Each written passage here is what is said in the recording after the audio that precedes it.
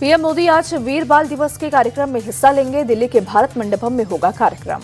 राष्ट्रपति द्रौपदी मुर्मू प्रधानमंत्री राष्ट्रीय बाल पुरस्कार प्रदान करेंगी। महिला एवं बाल विकास मंत्रालय राष्ट्रीय स्तर पर मना रहा है वीर बाल दिवस।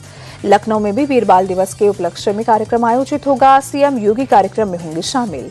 पूर्व पीएम अटल बिहारी वाजपेयी की जयंती पर लखनऊ पहुंचे पीएम मोदी राष्ट्रीय प्रेरणा स्थल का लोकार्पण किया। अटल जी की 65 फुट ऊंची प्रतिमा का भी अनावरण किया। अटल जी की प्रतिमा के साथ दीनदयाल उपाध्याय और श्यामा प्रसाद मुखर्जी की प्रतिमा का भी अनावरण। लखनऊ के वसंत कुंज में 65 एकड़ में फैला है राष्ट्रीय प्रेरणा स्थल। राष्ट्रीय प्रेरणा स्थल के लोकार्पण के बाद पीएम मोदी बोले, लखनऊ की धरती नई प्रेरणा की साक्षी बन रही। अटल जी ने भारत के गौरव और अस्मिता की रक्षा की।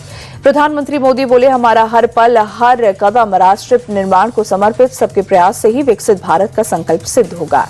प्रधानमंत्री बोले, पिछले 10 साल में करोड़ों लोग गरीबी से निकले। हमारी सरकार ने पीछे छूटे लोगों को प्राथमिकता दी। हर व्यक्ति तक विकास पहुंचना ही लोकतंत्र। प्रधानमंत्री का इशारों में विपक्ष को नसीहत, कहा बिना भेदभाव के काम करना ही सच्चा सेकुलरिज्म। पंडित दीनदयाल उपाध्याय का अंत्योदय का सपना मेरा संकल्प। प्रधानमंत्री बोले, नीति और नियत सही हो तो कुछ भी संभव। हमने अनुच्छेद 370 की दीवार गिराई। आज भारत का संविधान जम्मू कश्मीर में भी लागू है। गांधी परिवार पर प्रधानमंत्री का हमला, कहा पहले ही परिवार के नाम परियोजनाएं होती थी पहले, और आज हर महान विभूति का सम्मान होता है। परिवारवाद पर प्रधानमंत्री मोदी ने कांग्रेस और सपा को घेरा। कहा परिवारवादी लोगों ने राजनीतिक छुआछूत को जन्म दिया। इन लोगों ने अंबेडकर की विरासत पर चोट किया। बांग्लादेश में हिंदुओं की मॉब लिंचिंग पर बीजेपी सख्त। कोलकाता में आज बीजेपी नेताओं का डेलीगेशन बांग्लादेश हाई कमीशन जाएगा। एंट्री नहीं मिलने पर प्रदर्शन का ऐलान। शुभेंदु अधिकारी ने बांग्लादेश में मारे गए हिंदू दीपू चंद्रदास के पिता से बात की। 18 दिसंबर को कट्टरपंथियों ने पीटकर की थी हत्या। बांग्लादेश में हिंदू पर हो रहे हमले के खिलाफ भारत में आक्रोश। विश्व हिंदू परिषद और बजरंग दल के कार्यकर्ताओं ने पुरी में यूनिट सरकार के खिलाफ प्रदर्शन किया। बांग्लादेश में हिंदू पर हो रहे अत्याचार से भड़के बाबा बागेश्वर देश के हिंदुओं को एकजुट होने का आह्वान किया।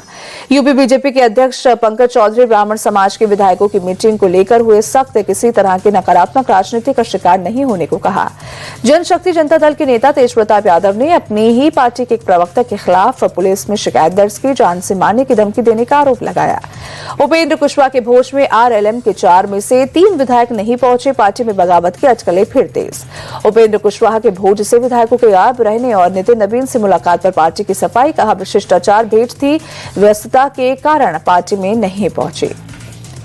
उपेंद्र कुशवाहा के विधायकों की गैर हाजिरी पर आरजेडी ने ली चुटकी। कहा एनडीए के अंदर सब कुछ ठीक नहीं, बीजेपी विधायकों को तोड़ने में लगी है।